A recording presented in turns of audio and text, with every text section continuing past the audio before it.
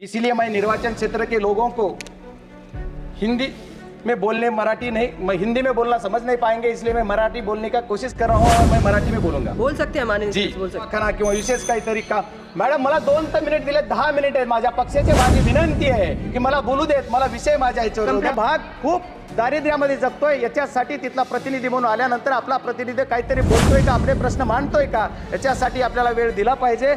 मी ज्या वेळेस निवडून आल्याच्या नंतर धन्यवाद माननीय सदस्य, धन्यवाद. तर त्या वैद्यकीय आपने इस देश के लोकतंत्र के सबसे बड़े मंदिर में मुझे बोलने के लिए आज मौका दिया, इसलिए मैं आपको धन्यवाद देना चाहता हूं. मैं महाराष्ट्र के बीड जिले से चुन के आया हूं. जिले की जनता ने मुझे इस मंदिर में बोलने के लायक समझ के चुन के दिया है, इसलिए मैं मेरे बीड जिले की जनता को धन्यवाद देना चाहता हूं. और मैं राष्ट्रवादी कांग्रेस शरद चंद्र जी पवार पक्ष से चुन के आया हूं, जिन्होंने मुझे लोकसभा का टिकट दे के चुन के लाया है. उसका नाम है शरद चंद्र जी पवार साहब, इसीलिए मैं उनको ही धन्यवाद देना चाहता हूं. मुझे यहाँ मेरे जिले के एक किसान का बेटा बोल के मेरी पहचान है, इसलिए किसानों ने मुझे चुन के दिया, इसलिए मैं किसानों को भी धन्यवाद देना चाहता हूं. आज आप सबको संबोधित कर पा रहा हूं, यही लोकतंत्र की ताकत है, बाबा साहेब अंबेडकर के संविधान की जादू है. आज मैं इस सदन में स्वास्थ्य और परिवार कल्याण मंत्रालय पर बोलने वाला हूं.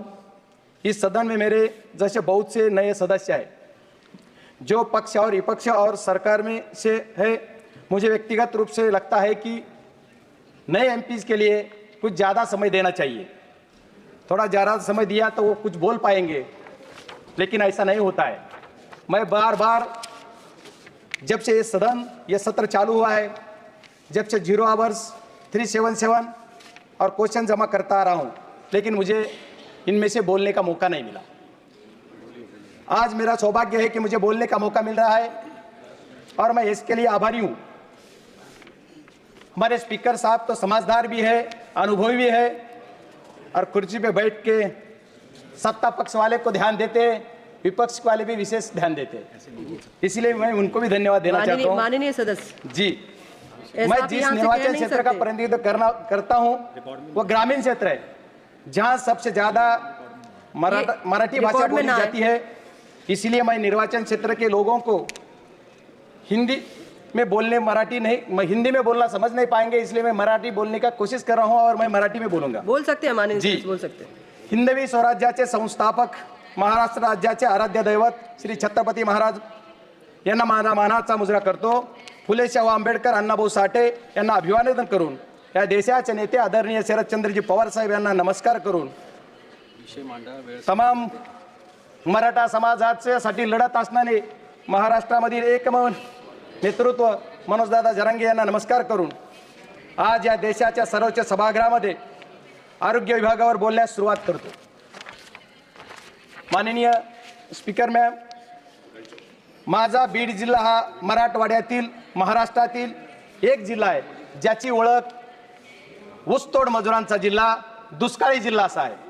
गेली कित्येक वर्ष माझ्या जिल्ह्यातील राजकीय लोक ऊसतोड मजुरांचा जिल्हा म्हणून भांडवल करून त्याच्यावर राजकारण करतात, दुष्काळी जिल्हा म्हणून त्याच्यावर भांडवल करतात. ऊसतोड मजुरांसाठी, आरोग्यासाठी काय काम केलं याच्यावर कुणी बोलत नाही. माझ्या ऊसतोड मजुरांसाठी काम करण्याची खूप गरज आहे. या ऊसतोड मजुरांच्यासाठी महिला असतील, पुरुष असतील, यांना आपलं घरदार सोडून शेतावर जावं लागतं, तिथं ऊस तोडावा लागतो, आणि ऊस तोडण्यासाठी त्यांना हातात कोयता घेऊन रात्री अपात्री ऊस तोडावा लागतो, डोक्यावर ऊसाची मुळी घेऊन जावं लागतं.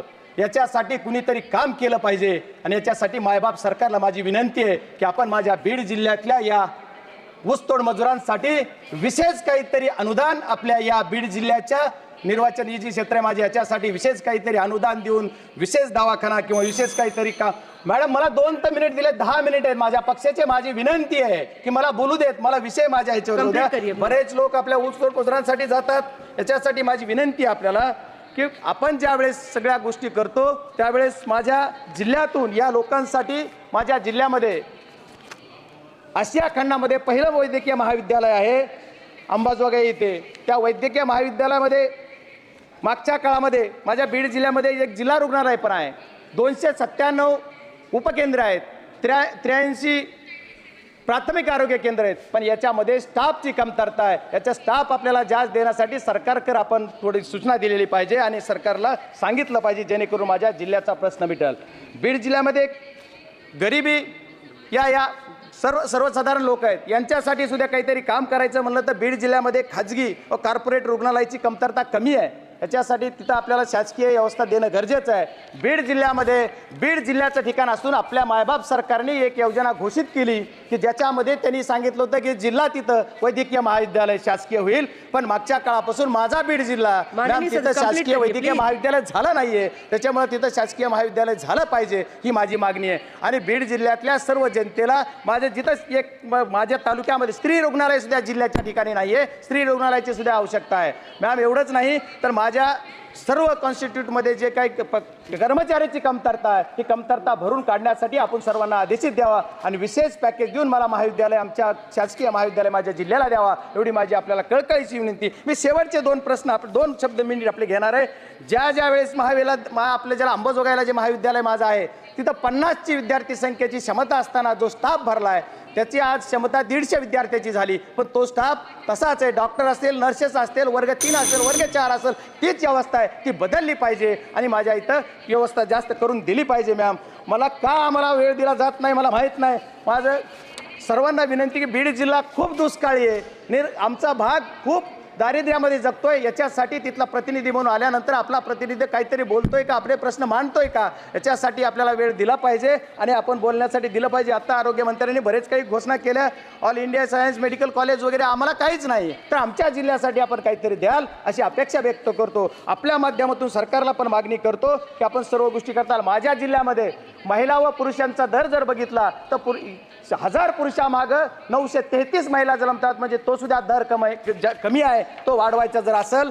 किंवा तसेच माझ्या जिल्ह्यामध्ये बरेचसे जे पदं रिक्त आहेत, या गोष्टी माझ्या अंबाजोगाईच्या दवाखान्यामध्ये सिटी स्कॅनची मशीन आहे, पण ते वेळोवेळी बंद पडते, 12 वर्षापूर्वी आलेली आहे. त्याच्यामुळे तिथे एक नवीन मशीन आपल्याला तिथं घेतली पाहिजे आणि त्याच्यासाठी सुद्धा आपण त्यांना सूचना दिल्या पाहिजेत अशी माझी आपल्याला कळकळीची विनंती आहे. व्हेंटिलेटर जर जिल्ह्याच्या रुग्णालयात जर जिल्हा रुग्णालयामध्ये गेलं तर जिल्हा रुग्णालयाची एवढी अवस्था बिकट आहे की तिथं CS नावाचा जो अधिकारी आहे, CS जो असतो आपला सिव्हिल सर्जन, ते कधीही बसत नाहीत. एवढंच नाही तर तिथं त्याची जो दुरावस्था बघितली मी ज्या वेळेस निवडून आल्याच्या नंतर. धन्यवाद माननीय सदस्य, धन्यवाद जी. तर त्या वैद्यकीय महाविद्यालयाबरोबरच माझ्या दवाखान्याची व्यवस्था करावी ही माझी विनंती. धन्यवाद.